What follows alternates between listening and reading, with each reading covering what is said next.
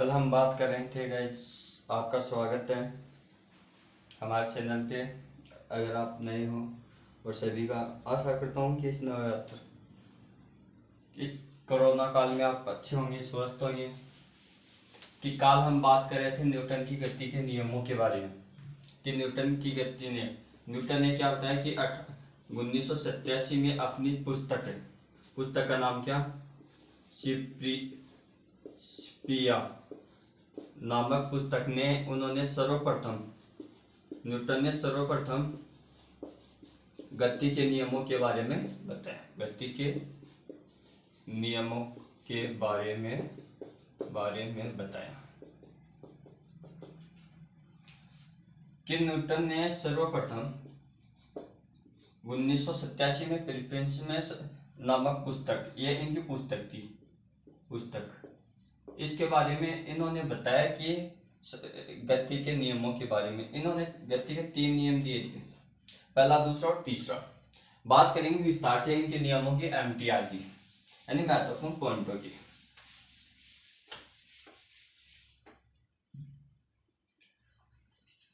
Newton की गति का पहला नियम है प्रथम नियम। न्यूटन की गति के पहले नियम को जड़त्व का नियम कहते हैं। किसका? जड़त्व का नियम भी कहते हैं। यानी न्यूटन की गति का पहला नियम पहले नियम क्या है? या जड़त्व का नियम। जड़त्व का नियम ही गैलीलियो का नियम, इसे गैलीलियन का नियम भी कहते हैं। आपको पूछ ले कि गैलीलियन का नियम गति का कौन सा नियम है, यानी प्रथम नियम। बात करेंगे कि पहले नियम से क्या परिभाषित होता है। पहले नियम से हमें जड़ की परिभाषा मिलती है, यानी प्रथम नियम से क्या मिलता है? गति के प्रथम नियम से हमें बल की परिभाषा मिलती है। बात आएगी बल की। बल का मात्रक हो गया न्यूटन। बल का मात्रक क्या हो गया? न्यूटन। बल का मात्रक न्यूटन। ऐसा ही पद्धति में बल का मात्रक न्यूटन होता है। बात करेंगे 1 न्यूटन इक्वल टू 10⁵ डाइन। यह बल का मात्रक डाइन किस में होता है? सीजीएस पद्धति में। कि न्यूटन की गति का पहला नियम को जड़त्व का नियम या गैलीलियो का नियम कहते हैं। यानी प्रथम नियम से बल की परिभाषा देखने को मिलती है हमें। और बल का मात्रक न्यूटन होता है। 1 न्यूटन बराबर 10⁵ डाइन होता है। बल का सीजीएस पद्धति में डाइन मात्रक होता है, जबकि एसआई मात्रक न्यूटन होता है। बात करेंगे इसके एग्जाम्पलों की कि गति का पहला नियम है, उसके एग्जाम्पल कौन कौन से हैं। कि आप किसी कम्बल को डंडे से पीट कर झटका रहे हैं तो उसमें धूल मिट्टी के कण बाहर निकालना है। यानी एक तो एक कम्बल वाला हो गया कि आप किसी कम्बल को डंडे से पीट कर उसके धूल मिट्टी के कण बाहर निकालना, क्योंकि न्यूटन ने कहा था कि पहले नियम में कि कोई वस्तु स्थिर है तो स्थिर रहेगी, गतिशील है तो गतिशील रहेगी। इसलिए वो जो मिट्टी के कण उस कंबल में थे वो गतिशीलता के कारण बाहर निकल जाते हैं। दूसरा है कोई बस, कार, रेलगाड़ी अगर चल रही है और अचानक ब्रेक लगाती है तो उसमें बैठा हुआ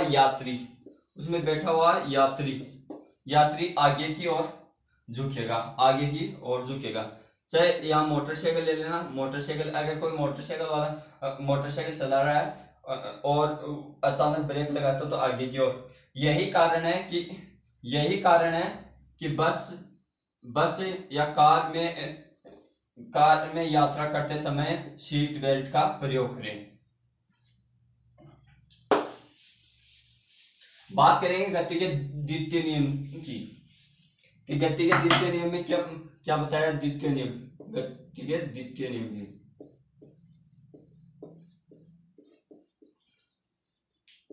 नियम की। न्यूटन ने यह बताया कि अगर किसी वस्तु के संवेग में परिवर्तन किसी वस्तु के संवेग में परिवर्तन, संवेग को p से व्यक्त करना, संवेग में परिवर्तन की दर उस वस्तु पर आरोपित बल के बराबर होता है। यानी संवेग में परिवर्तन जिस दिशा में बल लग रहा है, जिस दिशा में बल लग रहा है, जिस दिशा में बल लग रहा है, उसी दिशा में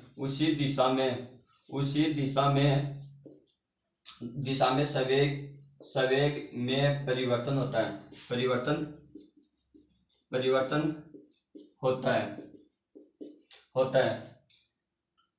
बात करेंगे कि गति के द्वितीय नियम से संवेग में परिवर्तन की दर उस वस्तु में आरोपित बाह्य बल के बराबर होता है।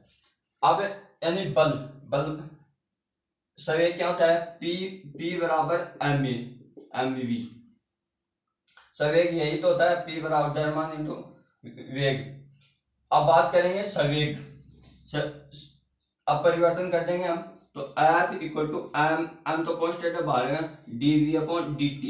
यानी आपको बताया था वेग में परिवर्तन की दर त्वरण हो गया a, तो F इक्वल टू m हो जाएगा। यानी ये बल का व्यंजक कहां से प्राप्त होता है, बल का व्यंजक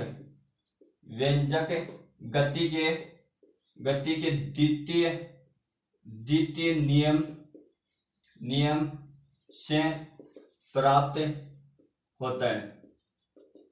आपको एक परीक्षा में ऐसा पूछ सकता है कि बल की परिभाषा गति के किस नियम से प्राप्त होती है, मिलती है, या बल का व्यंजक कहां से प्राप्त होता है, गति के द्वितीय नियम से। आपको यहाँ ये 2 पॉइंट बनाए, परिभाषा पूछ रहा है तो पहला, अगर व्यंजक पूछ रहा है तो दूसरा। अब बात करेंगे यहाँ संवेग की।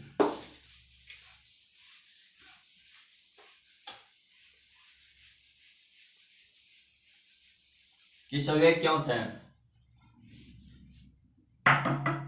संवेग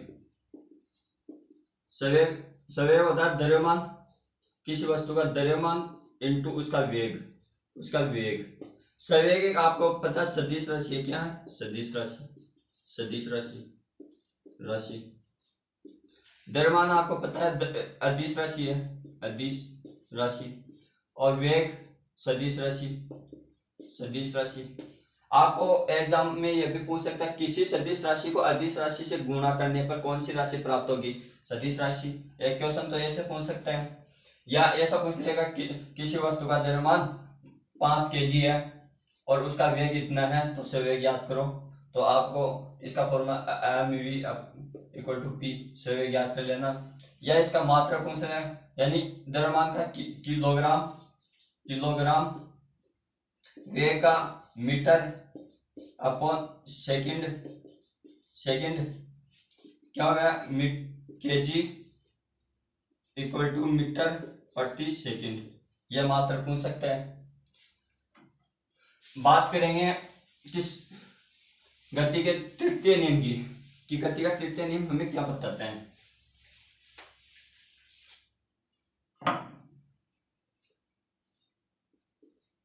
गति का तृतीय नियम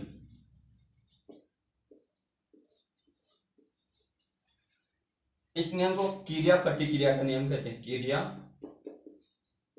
प्रतिक्रिया का नियम भी कहते हैं।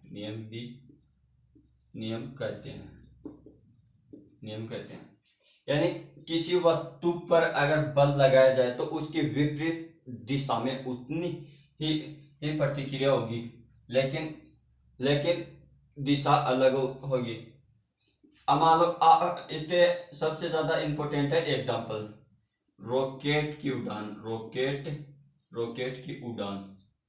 उड़ान। अगर कोई रॉकेट उड़ रही है ऐसे, ये ईंधन हो गया, ये रॉकेट हो गई, रॉकेट ये ऊपर की ओर है। ये जितनी ऊपर जाएगी उतनी ही विपरीत दिशा में ईंधन छोड़ेगी, यानी प्रतिक्रिया, प्रतिक्रिया। रॉकेट की गति है ना, जो कि गति के तृतीय नियम पर आधारित है। बात करेंगे कोई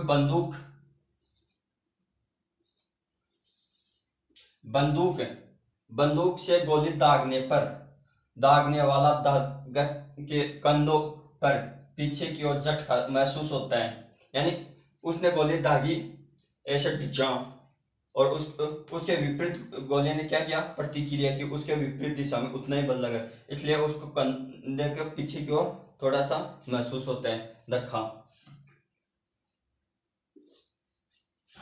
ये थे गति के नियम। सबसे ज्यादा इंपॉर्टेंट है इनके एग्जाम्पल। अब बात करेंगे संवेग संरक्षण नियम की। यदि किसी निकाय यानी कोई भी कण यानी टक्कर से पहले और टक्कर के बाद उस जहां भी संरक्षण आ जाए ना, संरक्षण वहां क्या होता है कि टक्कर से पहले टक्कर से बाद में, यानी ऊर्जा संरक्षण, ऊर्जा को न तो उत्पन्न किया जा सकता न ही नष्ट किया जा सकता। ऐसे अगर गाइस वीडियो अच्छा लगे लाइक शेयर सब्सक्राइब करें और कमेंट करें जहां भी आपको दिक्कत आ रही है। Thank you.